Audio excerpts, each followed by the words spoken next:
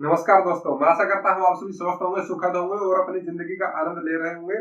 तो आज के इस लेक्चर में हम स्टडी करने वाले हैं जो हमारा इंडियन कॉन्ट्रैक्ट एक्ट है, जो भारतीय सुविधा अधिनियम 1872 है, उसके अंदर आज हम स्टडी करेंगे सेक्शन नंबर 67। ठीक है, इससे पहले जो हमारे प्रीवियस लेक्चर है उसके अंदर हम स्टडी कर चुके हैं सेक्शन नंबर 66 तक। ठीक है, तो आज हम स्टडी करेंगे सेक्शन नंबर 67 क्या बोलता है। ठीक है, और उन सेक्शंस के अंदर हमने स्टडी किया था जो हमारे इंपोर्टेंट एमसीक्यू थे, मल्टीपल चॉइस क्वेश्चन थे, उनके बारे में भी हमने डिस्कस किया था। और जितने भी क्वेश्चन हम डिस्कस कर चुके हैं वह जो यूपी जुडिशरी का एग्जाम हुआ था, यानी जो हमारे लेक्चर थे उनके अंदर हमने डिस्कस किए थे जो क्वेश्चन, वह आए थे सभी के सभी। ठीक है, मैंने एग्जाम चेक किया था, तब वहां पर मैंने देखा था कि जो सारे के सारे क्वेश्चन हम ऑलरेडी डिस्कस कर चुके हैं वह यूपी जुडिशरी का एग्जाम था उसके अंदर आए हुए थे। जो हमारे सेक्शन 75 तक है वहां तक मोस्टली क्वेश्चन जो कॉन्ट्रैक्ट एक्ट के अंदर से आए हुए थे।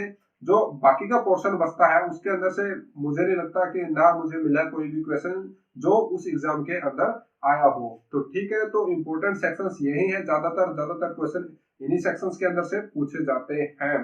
तो आप इनको अच्छे से प्रिपेयर करें और हर एक क्वेश्चन को जो आपका मल्टीपल चॉइस क्वेश्चन बनता है उसके लिए आप नोट्स बना सकते हैं, नोट उसे कर सकते हैं। तो चलिए शुरू करते हैं।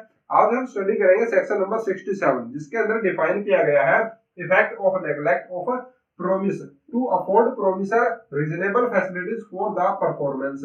अभी यहाँ पर क्या बोला गया है, सेक्शन नंबर जो हमारा 67 है कि क्या इफेक्ट पड़ेगा जब जो प्रोमिसी है वह नेग्लेक्ट कर देगा या फिर हम बोले कि रिफ्यूज कर देगा, किस चीज के लिए, रीजनेबल फैसिलिटी देने के लिए। किसे, जो हमारा प्रोमिसर है उसे रीजनेबल फैसिलिटी देने के लिए मना कर देगा। कौन कर देगा? प्रोमिसी।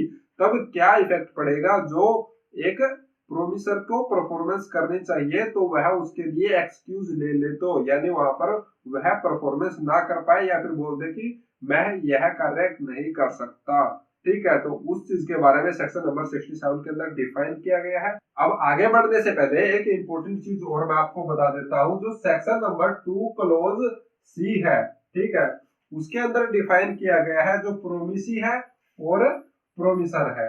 ठीक है, इनको डिफाइन किया गया है, the person making the proposal is called the promisor and the person accepting the proposal is called the promisee. तो सेक्शन नंबर 2 क्लोज सी, ये क्वेश्चन लास्ट जो एग्जाम हुआ था यूपी जुडिशरी का वहां पर भी पूछा गया था।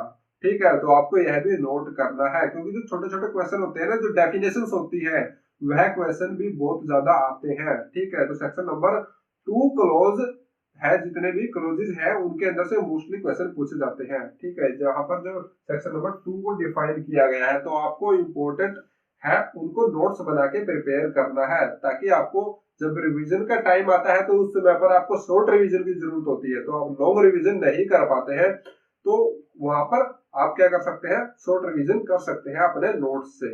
ठीक है, तो आपको इजी भी रहता है। अब हम बात करते हैं डेफिनेशन की। If any promisee neglects or refuse to afford the promiser reasonable facilities for the performance of his promise। जब यहाँ पर दो व्यक्तियों ने प्रोमिस बनाया तो क्या था, यहाँ पर एक था हमारा प्रोमिसी और दूसरा था हमारा प्रोमिसर। अब यहाँ पर क्या हो गया, जो प्रोमिसी है वह क्या कर रहा है, reasonable facility for the performance of his promise. जो प्रोमिस उन दोनों के बीच में बना हुआ था उसके लिए रीजनेबल फैसिलिटी देने के लिए रिफ्यूज कर रहा है, मना कर रहा है, किसको? प्रोमिसर को।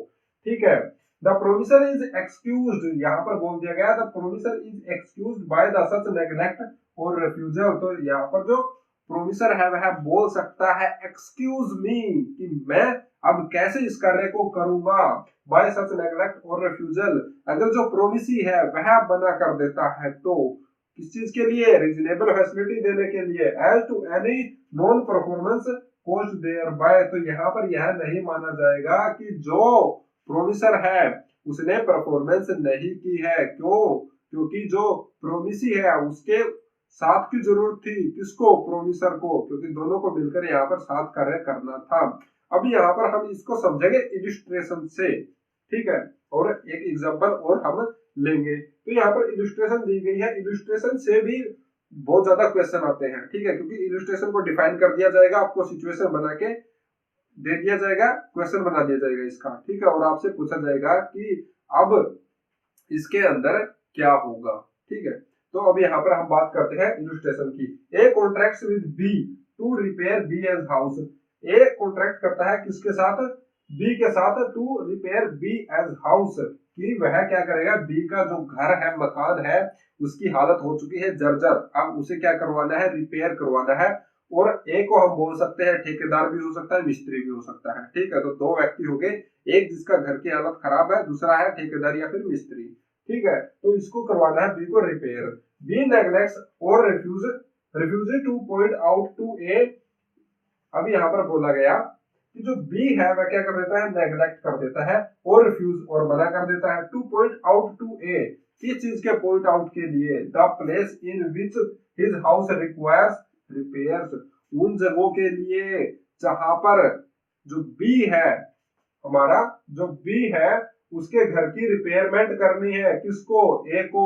उन जगहों को बताने के लिए बी क्या कर देता है, मना कर देता है कि किस जगह पर आपके घर में छेद हुआ है, कहां से आपकी छत टूटी हुई है, कहां से आपकी दीवार टूटी हुई है, उन सभी चीजों को बताने से जो बी है वह मना कर देता है।